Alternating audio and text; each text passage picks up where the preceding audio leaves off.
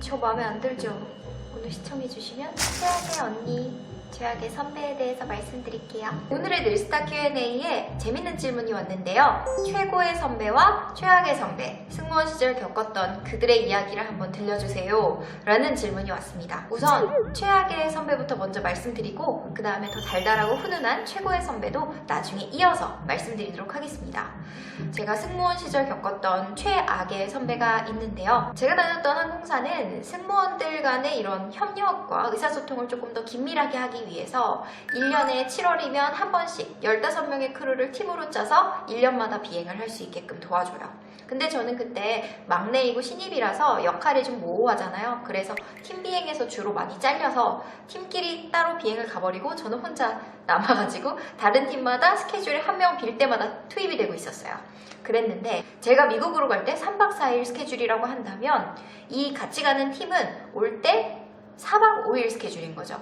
그래서 하루를 더 있다 와요. 그래서 제가 돌아올 때는 A라는 팀이랑 같이 갔지만 올 때는 B라는 팀과 조인해서 같이 와야 되기 때문에 부담이 2배로 되기는 했습니다. 왜냐면 A팀, B팀 둘 다 친해져야 제 비행 생활이 조금 더 편할 테니까요. 브리핑을 들어가기 전에 승무원들은 어피어런스를 체크를 받습니다. 그래서 뭐 손톱 네일부터 해서 메이크업, 그리고 머리는 잘 쪽지어져 있는지, 뭐 잔머리가 흘러내리진 않았는지, 유니폼을 잘 갖춰 입고 있는지, 다림 상태는 뭐 괜찮은지, 다림질 상태까지 좀 다 체크를 해보고 있는데요.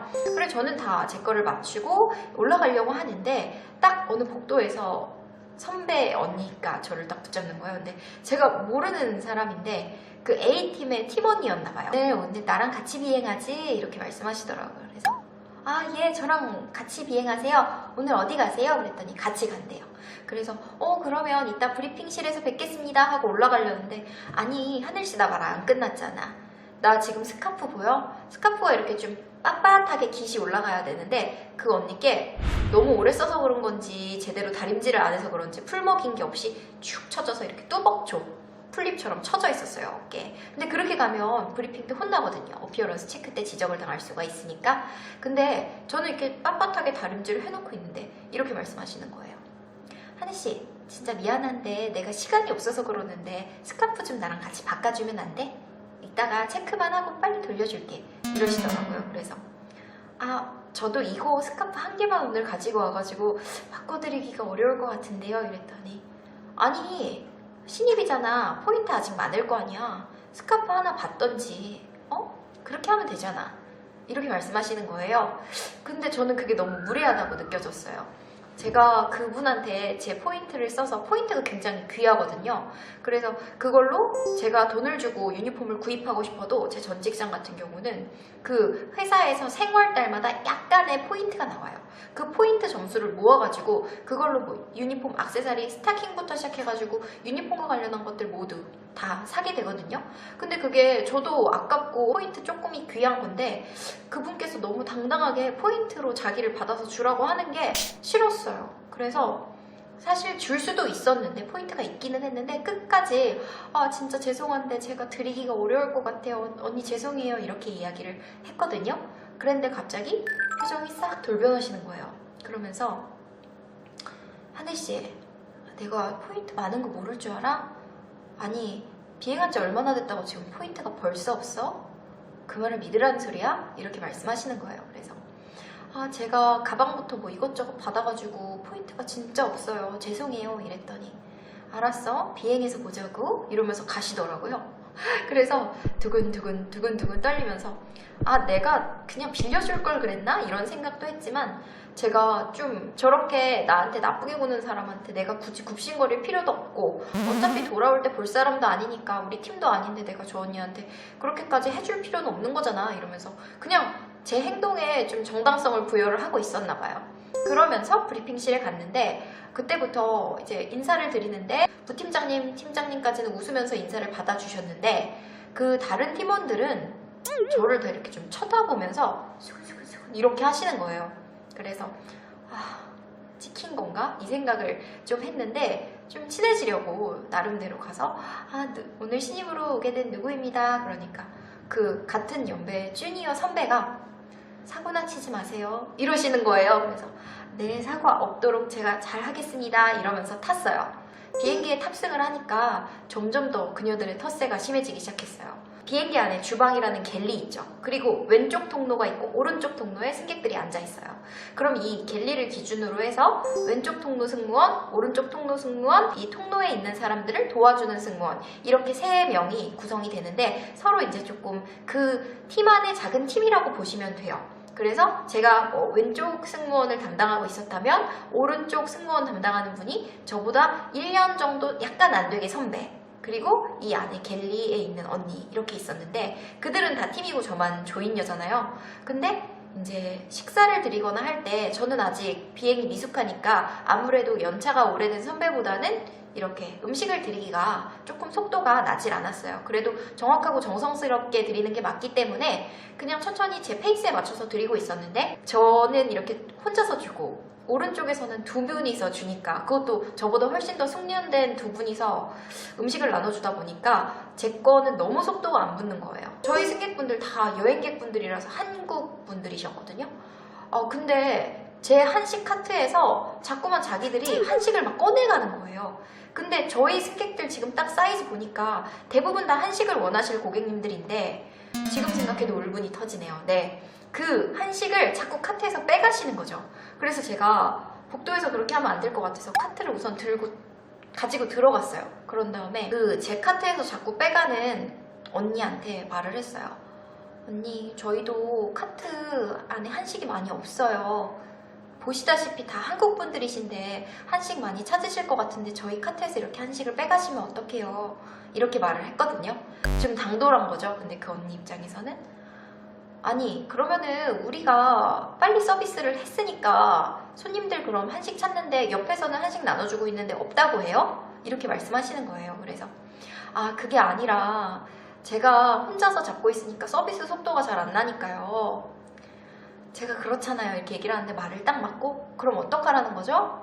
그러면은 컴플레인 오면은 하늘씨가 책임질 거예요? 이렇게 말씀하시길래 아니, 그게 아니라요. 저도 카트에 이제 한식이 얼마 안 남았으니까 혹시 괜찮으시면 저기 앞에 다른 팀원들 카트에서 가져다가 조금 빌려서 써보시면 어떨까요? 이렇게 얘기를 했더니 그래요, 알겠어요 이러면서 그래, 내가 너 한번 두고 보겠다라는 식으로 그제서야 다른 카트에 있는 그 한식들을 가지고 오셔서 서빙을 하시더라고요. 근데 제가 눈물이 다 날 것 같더라니까요. 저희 고객님은 무슨 죄예요? 제가 조인됐다라는 이유 하나만으로 한식 취식률이 굉장히 높으실 텐데 원하시는 음식을 못 드시는 거잖아요. 식사를 드리고 나서는 보통 이제 후식 티를 드리고 그리고 세일즈를 하는데, 그래서 그동안은 막내 저 같은 이제 신입들은 화장실 체크를 하고 사이드 오더로 손님들의 이런 콜을 받거든요. 그러면서 번갈아서 A팀과 B팀이 나눠서 식사를 해요. 근데 A팀끼리 식사를 하고 그 다음에 A팀 식사하는 동안에는 식사 편의하라고 B팀이 좀 도와주고 콜 버튼도 받아주고, B팀이 식사를 할 때에는 A팀이 또 콜 버튼 받아주고, 그리고 나서 잠을 자러 침대로 가는 게 이런 프로시저인데요.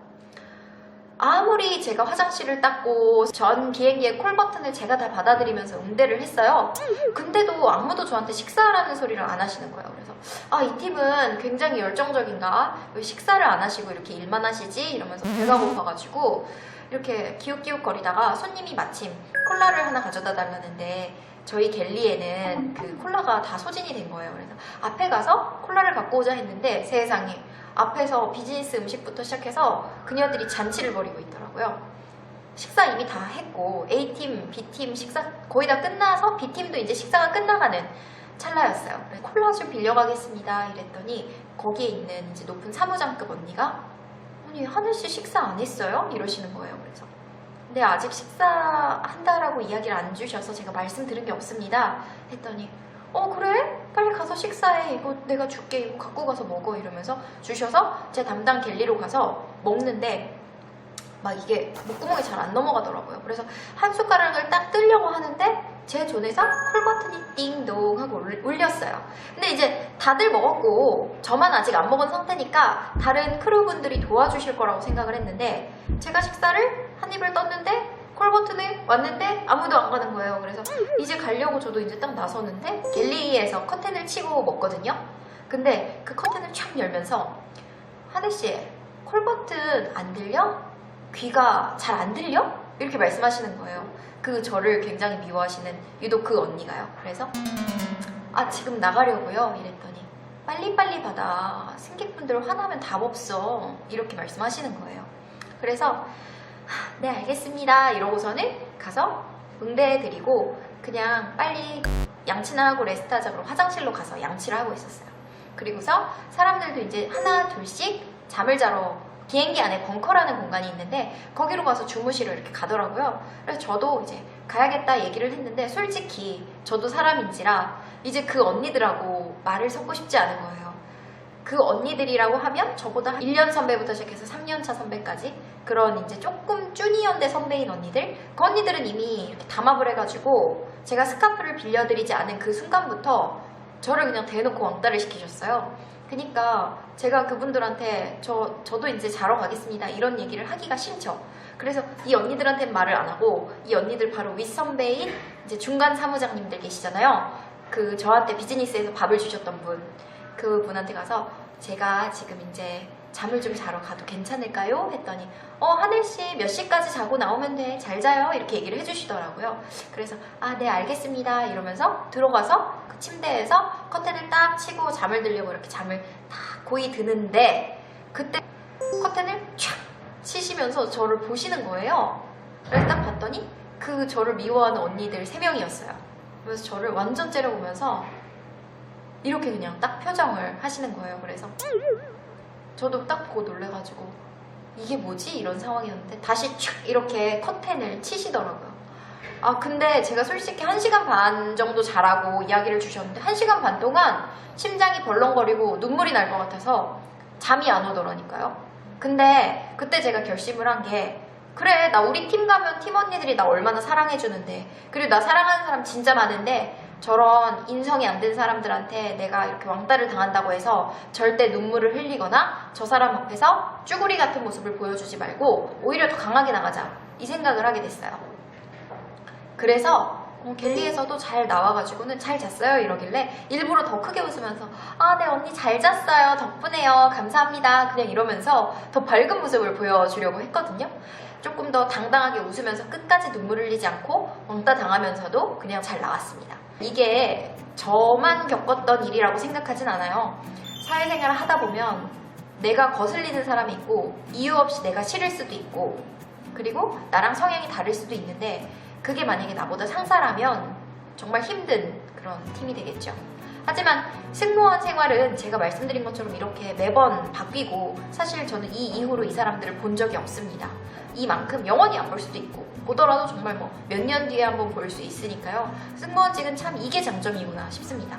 하지만 이렇게 사무직에서 한 곳에서 근무를 하시는 분들은 제가 주변의 친구들이나 지인분들 봐도 너무 힘들게 선배가 굴면 퇴사까지도 하시더라고요. 제발 이 영상을 보신다면 후배들한테 잘해주세요. 전국에 있는 후배분들 힘내시고요. 선배님한테 눈에 날 짓은 하지 않고 저처럼 너무 한 번의 실수로 이렇게 눈밖에 나지 않도록 웬만하면 선배들 맞춰줄 수 있는 한에서는 맞춰주고 그렇게 해서 사회생활 잘 해나가셨으면 좋겠습니다. 다음번에는 최고의 선배로 올게요. 안녕.